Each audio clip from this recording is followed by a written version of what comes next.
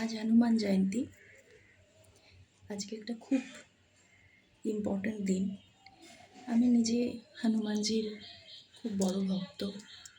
বলতে গেলে উনি আমার জীবনটা পজিটিভিটির দিকে খুব ভালোভাবে এগিয়ে নিয়ে গেছেন, তাই আমি খুব খুশি। হনুমানজির পাঠ, হনুমানজিকে নিজের মননে চিন্তনে রাখাটা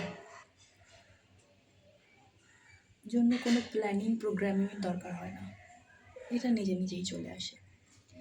আর আজকে হনুমান জয়ন্তী বলে আমি ভিডিওটা করছি, হ্যাঁ একদম ঠিক, এই জন্যই করছি।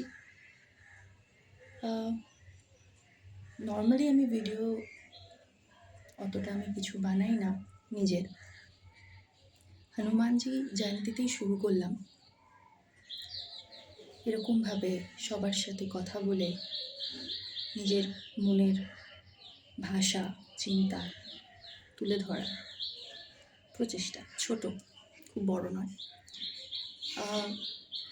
হনুমান জয়ন্তীতে আমি আমার বাড়ির সামনে অনেকগুলি মন্দির আছে, তার মধ্যে যে মন্দিরটিতে খুব বিখ্যাত মন্দির বলবো, প্রসিদ্ধও বলতে পারো, কারণ সেখানে শোনা কথা এটা একটি হনুমান বহু বছর আগে আমাদের বাড়ি যেহেতু দক্ষিণেশ্বর কালীবাড়ির কাছে, সেখান দিয়ে কোনোভাবে এসে উপস্থিত হয়। তো সেখানে যে ল্যাম্পপোস্ট ছিল সেখানে ইলেকট্রিক শককে সেখানে সে মারা যায়। তো সেখান থেকে তৈরি হয় সেই মন্দিরটা। আমি সেই মন্দিরেই বরাবর যাই, আজকেও গেছিলাম।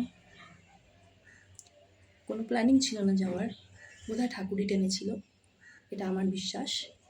এবং সেখানে গেলাম, অঞ্জলি দিলাম,